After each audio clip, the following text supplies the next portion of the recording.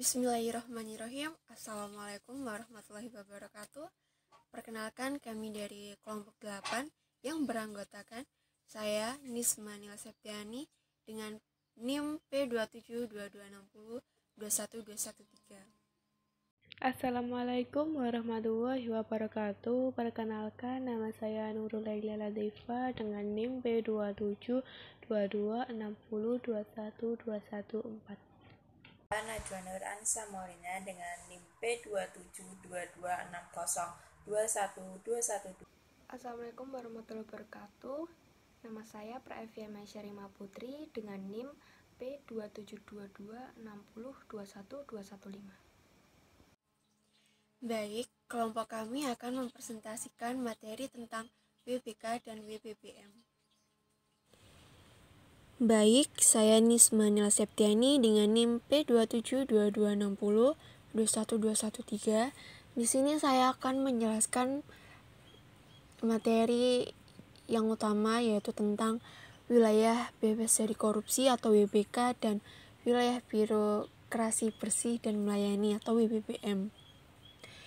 Nah, reformasi birokrasi nomor 52 tahun 2014 tentang pedoman pembangunan zona integritas menuju wilayah bebas dari korupsi dan wilayah birokrasi bersih melayani di lingkungan instansi pemerintah. Peraturan Menteri PANRB merupakan acuan bagi instansi pemerintah dan pemangku kepentingan lainnya dalam membangun zona integritas menuju wilayah bebas dari korupsi atau WBK dan wilayah birokrasi bersih melayani atau WBBM. Selain itu, peraturan menteri tersebut merupakan rujukan untuk memberikan keseragaman pemahaman dan tindakan dalam membangun zona integritas menuju WBK ataupun WBBM. Selain itu, berdasarkan peraturan Presiden nomor 54 tahun 2018 tentang Strategi Nasional Pencegahan Korupsi atau Perprestarnas PK, terdapat 3 sektor prioritas untuk pencegahan korupsi. Yang utama yaitu perizinan dan tata niaga.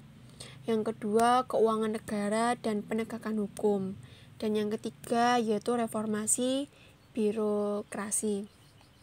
Nah, adapun beberapa pengertian umum. Yang pertama yaitu WBK. WBK sendiri merupakan kependekan dari menuju wilayah bebas dari korupsi, yang artinya predikat yang diberikan kepada suatu unit atau kerja atau kawasan yang memenuhi sebagian besar manajemen, perubahan penata laksanaan, penata sistem manajemen, kemudian SDM, penguatan pengawasan, dan penguatan akuntabilitas kinerja. Yang kedua yaitu pengertian dari WBBM atau menuju wilayah birokrasi bersih dan melayani, merupakan predikat yang diberikan kepada suatu unit kerja atau kawasan yang memenuhi sebagian besar manajemen perubahan, penataan tata laksana, penataan sistem manajemen SDM, penguatan pengawasan, penguatan akuntabilitas kinerja, dan penguatan kualitas pelayanan publik. Dan yang ketiga, ada pengertian dari instansi pemerintah. Itu merupakan instansi pusat dan instansi daerah.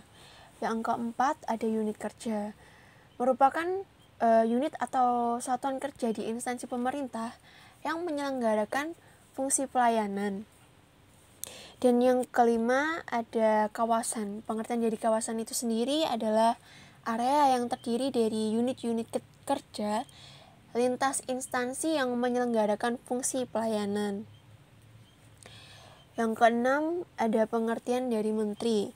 Menteri itu sendiri adalah suatu menteri yang menyelenggarakan urusan pemerintah di bidang pendayagunaan aparatur negara. Yang ketujuh, ada pengertian dari kementerian. Itu merupakan kementerian yang menyelenggarakan urusan pemerintah di bidang pendayagunaan aparatur negara. Yang kedelapan, ada TPI. TPI itu sendiri merupakan kependekan dari tim penilaian internal, yang merupakan tim yang dibentuk oleh pimpinan instansi pemerintah yang mempunyai tugas melakukan penilaian unit kerja dalam rangka memperoleh predikat menuju WBK ataupun menuju WBBM. Dan yang ke-9 yaitu ada TPN, yang merupakan kependekan dari tim penilaian nasional, yaitu tim yang dibentuk untuk melakukan evaluasi terhadap unit kerja yang diusulkan menjadi zona integritas menuju WBK dan menuju WBBM. TPN ini terdiri dari unsur Kementerian Pendayagunaan Aparatur Negara dan Reformasi Birokrasi, kemudian Komisi Pemberantasan Korupsi, dan Ombudsman Republik Indonesia. KKN adalah singkatan dari korupsi, kolusi, dan nepotisme. Korupsi adalah penggelapan atau penyelewengan harta milik perusahaan ataupun milik negara untuk kepentingan diri sendiri atau pribadi, maupun untuk kepentingan orang lain. Kolusi adalah permufakatan atau kerjasama secara melawan hukum antara penyelenggara negara atau antara penyelenggara negara dan pihak lain yang merugikan orang lain, masyarakat, atau negara. Nepotisme adalah setiap perbuatan penyelenggara negara secara melawan hukum yang menguntungkan kepentingan keluarganya dan atau kroninya di atas kepentingan masyarakat, bangsa, dan negara. Maksud dan tujuan. 1. Tujuan penyusunan pedoman ini adalah memberikan keseragaman pemahaman dan tindakan dalam membangun zona integritas menuju WBK atau WBBM. 2. Meningkatkan kualitas tata kelola pengajuan unit kerja yang diajukan review pada Tim Penelitian Nasional atau TPN sehingga Tim Penilaian Internal atau TPI dan TPN mempunyai data yang tersimpan secara daring. Yang ketiga, memudahkan dan meningkatkan efektivitas pembangunan zona integritas pada unit kerja dan kawasan. Proses pembangunan zona integritas menuju WBK atau WBBM. Dalam membangun zona integritas, pimpinan instansi pemerintah menetapkan satu atau beberapa unit kerja yang diusulkan sebagai WBK atau WBBM. Proses pemilihan unit kerja yang berpotensi sebagai zona integritas dilakukan dengan membentuk kelompok kerja atau tim untuk melakukan identifikasi terhadap unit kerja yang berpotensi sebagai unit kerja berpredikat menuju WBK atau WBBM oleh pimpinan instansi. Setelah melakukan identifikasi, kelompok kerja atau tim mengusulkan unit kerja kepada pimpinan instansi untuk diterapkan sebagai calon unit kerja berpredikat zona integritas menuju WBK atau WBBM. Selanjutnya dilakukan penilaian mandiri atau self-assessment oleh TPI. Proses pembangunan zona integritas menuju WBK atau WBBM. Syarat penetapan WBK atau WBBM pemilihan satker yang diusulkan sebagai WBK memperhatikan beberapa syarat yang telah ditetapkan, yaitu 1. Level instansi dibagi menjadi 2. 1. Mendapat predikat WTP dari BPK atau opini laporan keuangan. Yang kedua, mendapatkan nilai AKIP minimal CC. Yang kedua, level unit kerja atau tingkat satker dibagi menjadi 4, 1 setingkat ekselon 1 sampai ekselon 3. Yang kedua, memiliki peran dan penyelenggaraan fungsi pelayanan strategis. Yang ketiga, dianggap telah melaksanakan program reformasi birokrasi secara baik. Yang keempat, mengelola sumber daya yang cukup besar. Pemilihan satker yang diusulkan sebagai WBBM memperhatikan beberapa syarat yang telah diterima CC. Nomor 2, level unit kerja atau tingkat satker. Pada level satker yang diusulkan merupakan satker yang sebelumnya telah mendapatkan predikat WBK.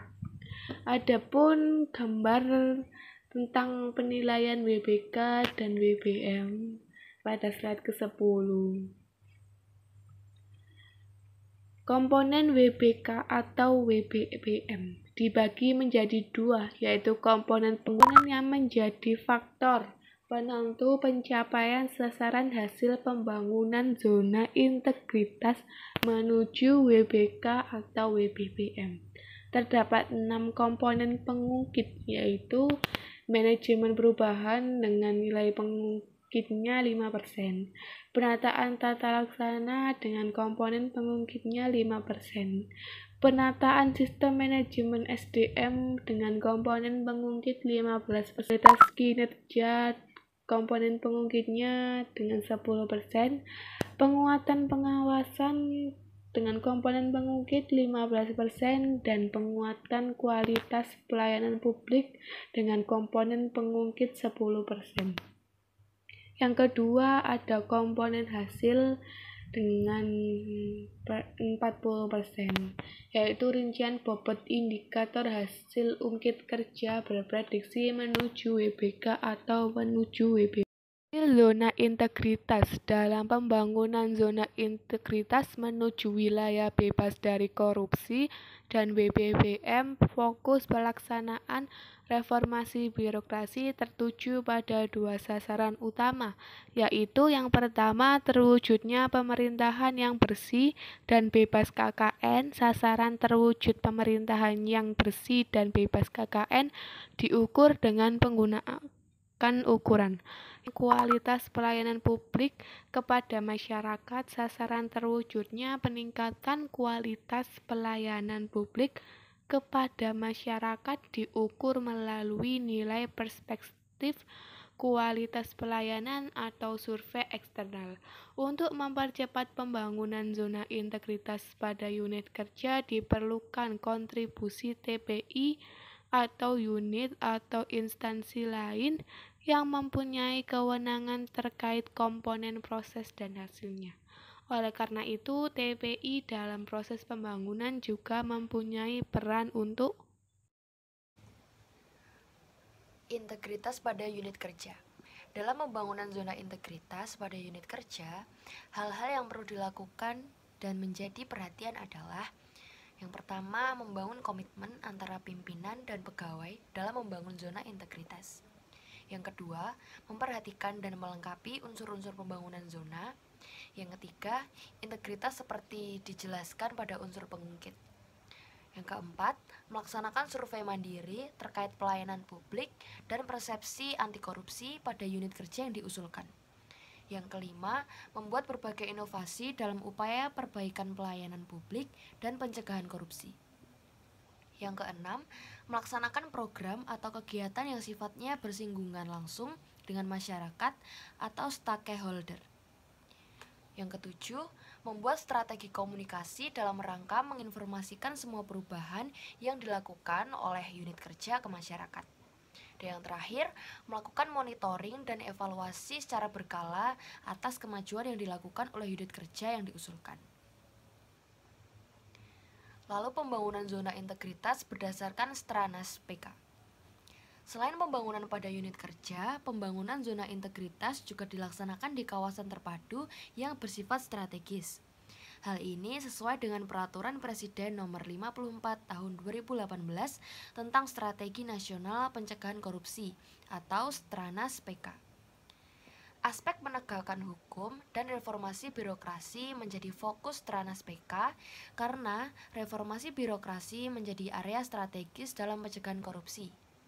Salah satu kriteria keberhasilan pada aspek ini adalah meningkatnya kualitas pembangunan zona integritas menuju WBK atau WBBM. Dan ada pun beberapa referensi dari materi kelompok kami.